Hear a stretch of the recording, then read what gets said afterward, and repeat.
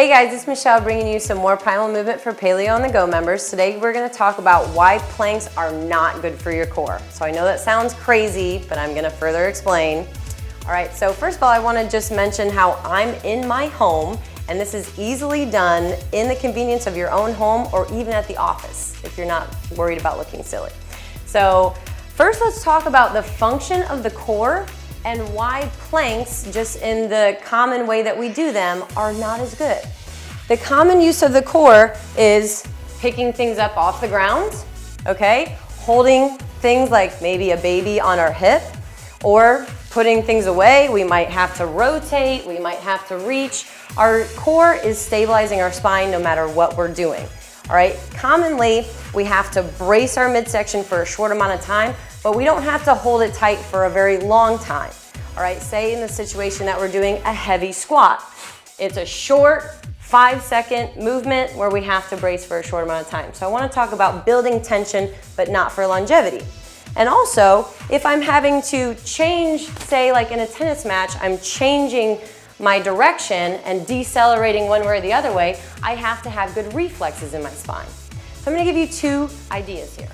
Number one, let's train our reflexes first. The way that we do that is we do rolling patterns. Why? Because humans were meant to roll, then crawl, then squat, and then get up. So the way that we train the midsection and regenerate the mind to use the midsection before the extremities is rolling patterns. So I'm going to give you the simplest one first. I draw my elbows and knees together.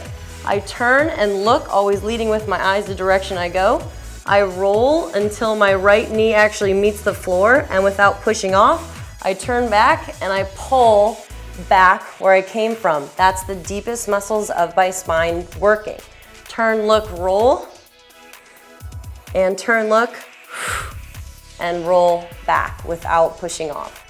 So do 5 reps on both sides, and then we'll do the plank.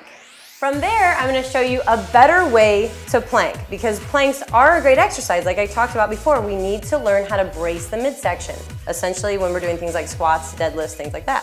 So when we're doing our core, we're doing our planks, a lot of times we're hanging out in this plank for say a minute or a minute and a half, and we're trying to challenge our endurance. A lot of times by that time, we've turned off all those deeper spine muscles. We're starting to use more of our arms, more of our legs, quads, hip flexors. We don't want that. What we want is for the deepest muscles of the spine to be active and to be in a good position.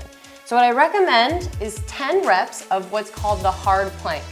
We start here, what looks like a half up dog, shoulders driven away from ears. I inhale at the bottom, and then I drive up, squeeze my abs, squeeze my glutes, draw my elbows down, and hold for 5 seconds or the duration of my exhale, and come back down. So I'm inhaling here, I come up, exhale through that 5 seconds. Once the exhale's over, back down for an inhale. Everything's tense. I'm trying to practice bracing everything just like I would for a heavy squat or a heavy deadlift.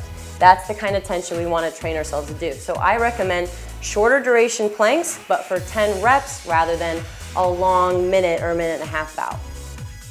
All right, so that wraps up my spiel about why planks aren't good for the core. As you can see, they truly are, but you have to do them in the right way. Train yourself to be tense, do short duration, don't do so long, and make sure that you understand the position that you're really trying to get into. Ultimately, the plank should look like the top of a squat or the top of a deadlift. Very tense, and understand to brace and breathe. All right, good luck.